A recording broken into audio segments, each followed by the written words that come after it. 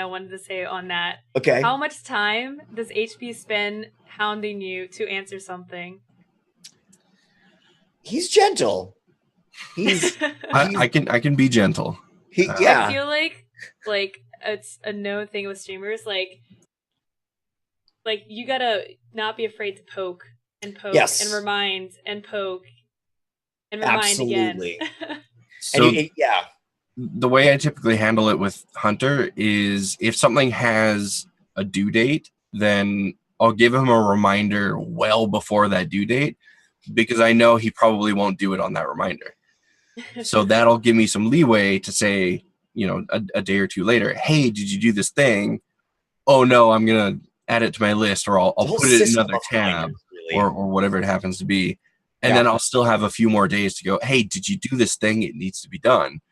So it's all about knowing your broadcaster. Yes. And to that point, we have a shared calendar, right? With the alerts for our meetings or something that one of us has to do, or with events that are happening. We have a shared calendar. That's another thing. So you're sharing email, shared calendar, probably shared Discord server that's specifically for the management. But one of the things that I've done for a long time, because I need to, and I still do it even when I do it wrong, is I set like 3,000 reminders for something that has to happen, for a meeting, for an event, even for coming on the show every single Monday. It happens at the same time every Monday. And I still have it in my calendar with 3 different alerts, 2 the day before, 1 the day of.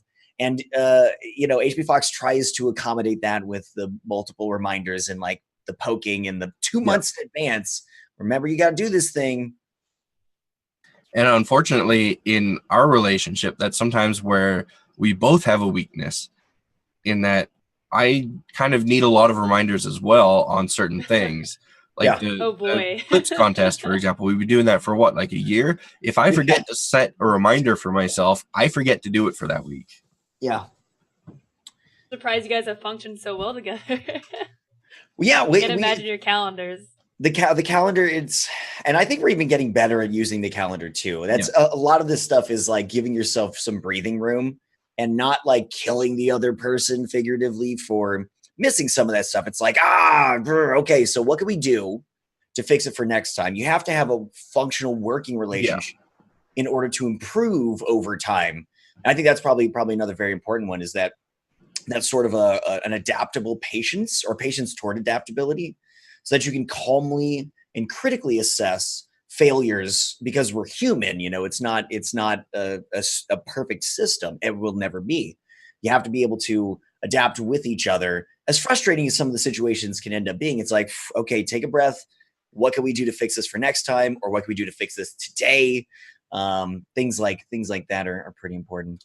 So I feel like that actually can tie into the original question about skills as a manager, and one that if you don't have already, you're going to have to develop really quickly, which is basically active analysis. When something goes wrong, you need to be able to understand that it went wrong and figure out how or why it went wrong, and try to find a way to correct that in the future.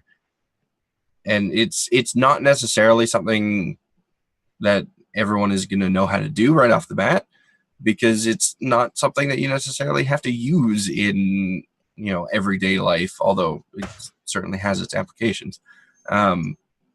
So being able to analyze a situation or analyze a movement, even if it's a successful thing, what led to this success, and is there room for improvement? All of that kind of falls into the manager's wheelhouse, as well as the broadcaster. But having those two parties work together on something like that can produce a lot more success than just making a single person kind of work on